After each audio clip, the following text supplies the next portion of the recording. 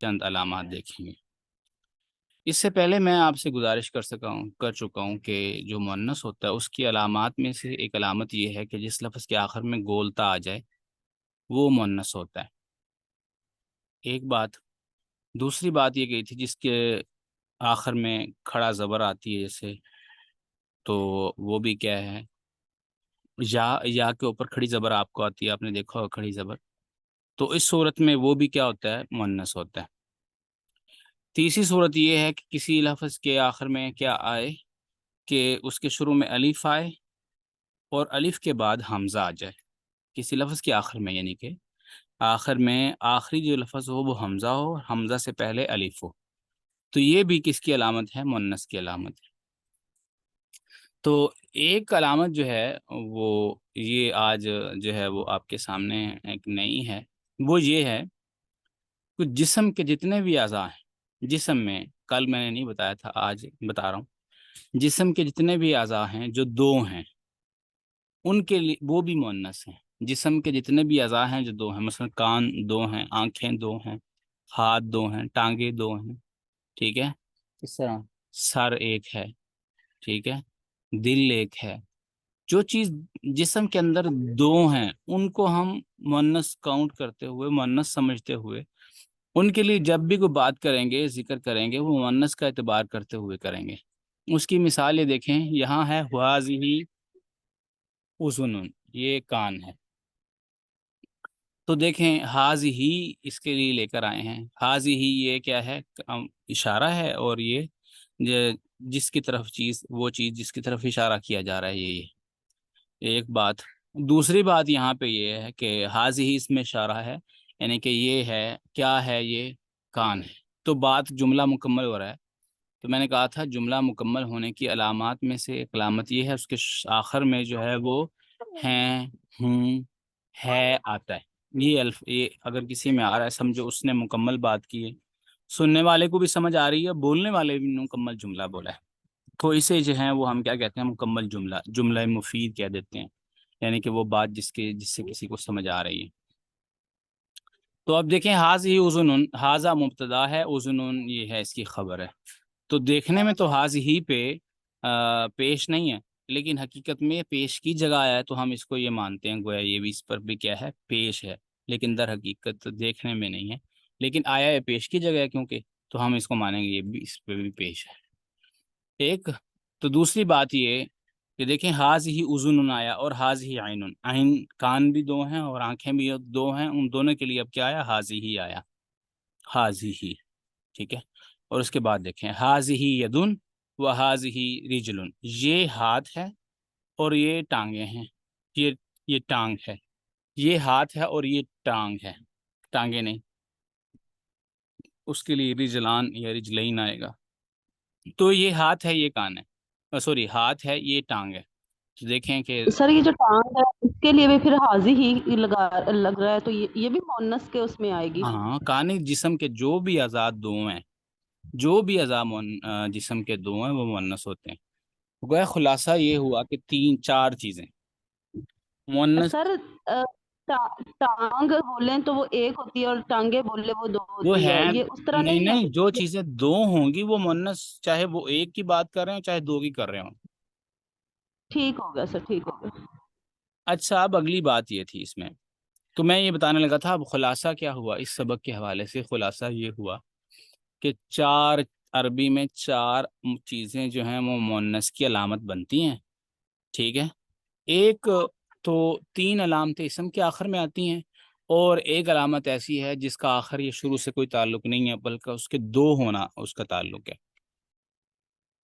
تو پہلی یہ، کسی کے آخر میں گول تا ہو تو وہ کیا ہوگا، مؤنث، گول تا، تا کی دو فرق آپ نے دیکھا ہوگا، ایک تا جو ہے وہ لمبی ہوتی تلوار کی طرح، اس تا کی بات نہیں ہو رہی، گول تا کی بات ہو رہی، وہ بھی کسی کے آخر میں ہو تو وہ بھی کیا ہوگا، وہ بھی مؤنث کہلائے گا۔ دوسری بات کہ جس کے آخر میں یا اور یا کے اوپر کھڑا زبر آ جائے، ٹھیک ہے، وہ بھی مؤنث۔ جس کے آخر میں حمزہ آئے اور حمزہ سے پہلے الف آئے، وہ بھی کیا ہوگا، وہ بھی مؤنث ہی مانا جائے گا۔ اب اور آخری بات یہ جسم کے اعضاء کے حوالے سے، یہ جو مؤنث کی علامت ہے یہ صرف جسم میں پائی جاتی ہے، اس کے علاوہ جو بھی چیزیں دو ہوں گی وہ مؤنث نہیں ہوں گی۔ اس کا مطلب یہ نہیں کہ ہر جگہ یہ ایسا ہوگا، یہ کلیہ بس یہیں چلتا ہے۔ تو کیا کریں گے؟ تو جو بھی جسم کے اعضاء ہیں وہ دو ہیں، ان کو ہم مؤنث تسلیم کرتے ہوئے جب بھی ان کے لیے کوئی لفظ لائیں گے مؤنث والا لے کے آئیں گے، اور جب ان کے متعلق کوئی بات کریں گے، ان سے کسی بات کی ابتدا اور مطلب وہ مبتدا بنیں گے تو خبر بھی پھر اس کے مطابق لے کر آئیں گے۔ تو یہ اس حوالے سے جو ہے وہ اس سبق کے حوالے سے تھوڑی سی بات تھی۔ اب چلتے ہیں تمرین کی طرف۔ چلیں جی، کہتے ہیں تمرین تمارین، یعنی کہ تمرین کی جمع تمارین ہے، اس کا مطلب ہوتا ہے ایکسرسائز، مشق وغیرہ۔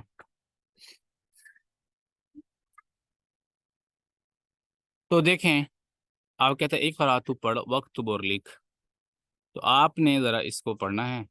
تو حاذا مسجد و حاذہ مدرسۃ، سوری میں خود ہی پڑھ رہا ہوں۔ حاذہ مسجد، حاذا مسجد یہ مسجد ہے، و حاذہ مدرسۃ اور یہ مدرسہ ہے۔ حاذا اس میں اشارہ ہے، ٹھیک ہے، اور یہ مبتدا بھی ہے، اس سے بات کی ابتدا بھی ہو رہی ہے۔ تو دیکھیں اس میں ہم نے کیا کیا کہ اس کے شروع میں حاذا لے کر آئے، اور مسجد جو ہے وہ کیا تھی، اس میں کوئی علامت مؤنث کی نہیں تھی، اس لیے ہم حاذا کو مذکر لے کر آئے، ایک بات۔ دوسری بات یہ کہ حاذا ایک کے لیے ہے، مسجد بھی ایک ہے، اس لیے ہم حاذا ایک کا اشارہ کر رہے ہیں۔ تیسری بات یہ ہے کہ حاذا بھی گویا پیش کی جگہ ہے، مسجد بھی گویا پیش کی جگہ ہے، اس کے آخر میں دو پیشیں آئی ہیں جس کو ہم ضمہ کہتے ہیں۔ تو یہ اس کی جو ہے وہ، اور تیسری بات یہ تیسری اور چوتھی بات یہ تھی کہ آخری کہ حاذا جو ہے وہ معرفہ ہے، خاص ہے، جب کسی چیز کی طرف اشارہ کر رہے ہوتے ہیں ہم تو گویا کسی خاص چیز کی طرف اشارہ کر رہے ہوتے ہیں۔ تو یہ حاذا معرفہ ہے اور مسجد جو ہے وہ نکرہ۔ تو یہ بات جو ہے وہ اس حوالے سے ہوئی۔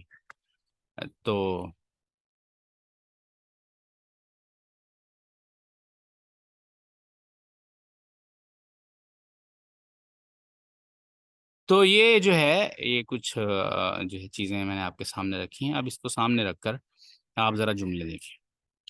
دوسرے نمبر پہ جملہ ہے من حاذہ، یہ کون ہے؟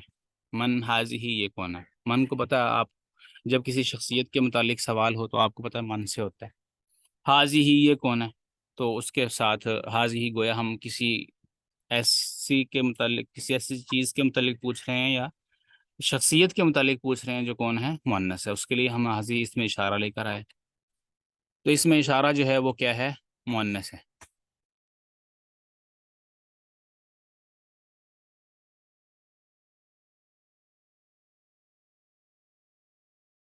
تو یہاں پہ تو کیا کہتے ہیں کہ یہ جو ہے یہ کیا ہے؟ مؤنث۔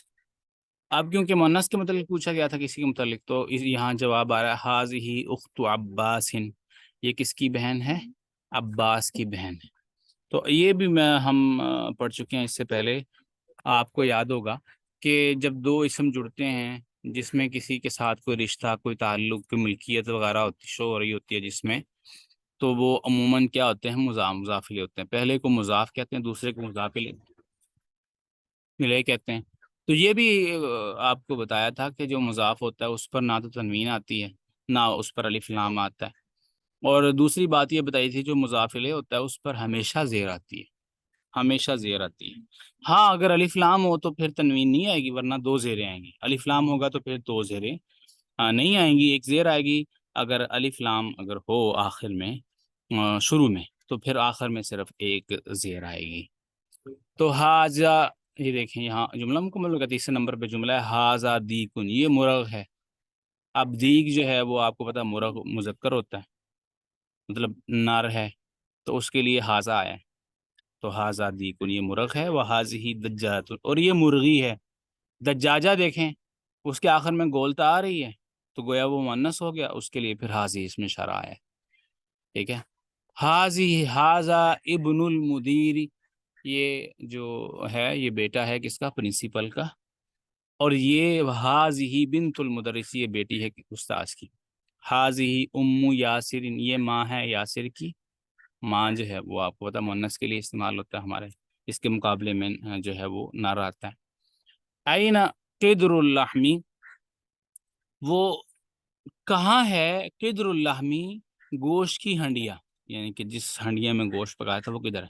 آئینہ. آپ کو پتا ہے آئینہ کے متعلق میں نے بتایا تھا کہ کسی جگہ کے متعلق جب سوال ہو تو اس آئینہ کے ذریعے کیا جاتا ہے جگہ کے متعلق. یعنی کہ جگہ یہ پوچھ رہا ہے یہ چیز کہاں ہے یا وہ جگہ کہاں ہے، یہ کون سی جگہ ہے، تو اس سارا جو ہے وہ آئینہ کے ساتھ سوال ہوتا ہے. تو دیکھیں آئینہ قدر اللحمی، کہاں ہے گوشت کی ہنڈیا. قدر کہتے ہیں ہنڈیا کو، اور لحم جو ہے وہ کہتے ہیں گوشت کو. کہتے ہیں ہی فی الثلاجتی، وہ کہاں ہے، وہ فریج میں، ثلاجہ. ٹھیک ہے. حاذا بابن، یہ دروازہ ہے، وہ حاذہ نافذۃ، اور یہ کھڑکی ہے. اور نافذہ کے آخر میں دیکھیں گولتار ہی ہے، تو یہ مؤنث ہوا جس کے لیے اس میں اشارہ حاذہ آیا ہے. اب یہ چیزیں ہیں تمارین ہیں، اور تمارین میں مطلب یہ ہوگا کہ آپ جو ہے اس کے مطابق جو ہے وہ سوال کریں گے. ہم آپ سے سوال ہوگا تو آپ جو ہے جو پڑھا ہے قاعدے ہم نے پڑھے اس کے مطابق آپ جواب دیں گے اس کا.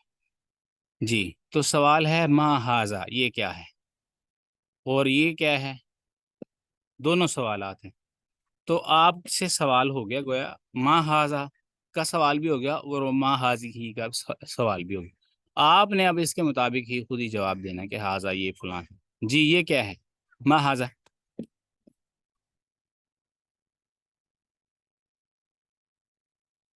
ما ہاذا یہ کیا ہے،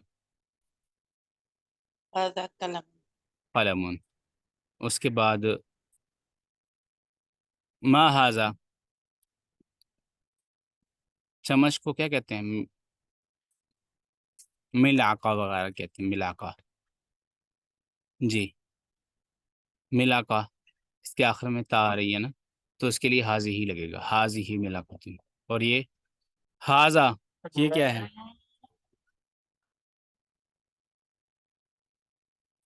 حاضا کتاب، یہ کتاب ہے.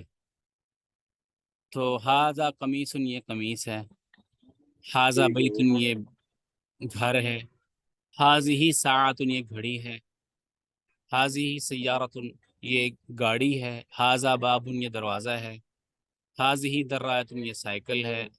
حاضی رجلانی یا ہاتانی رجلانی، یہ دونوں ٹانگیں ہیں. یہ ایک ٹانگ کا ذکر کرنا چاہتے تو کہتے ہیں حاضی رجل، یہ ٹانگ ہے.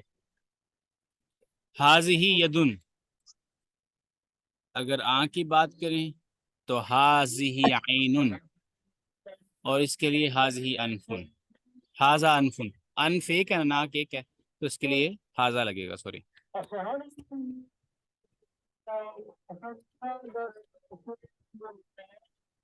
اگلا سوال جیسے ہے کہ ما حاضی، یہ کیا ہے، ما حاضا یہ کیا ہے، حاضا قدر. اور ما حاضا اگر ایک داڑھی کے متعلق سوال ہے تو حاضی لحیہ، اس داڑھی کو لحیہ کہتے ہیں. ٹھیک ہے.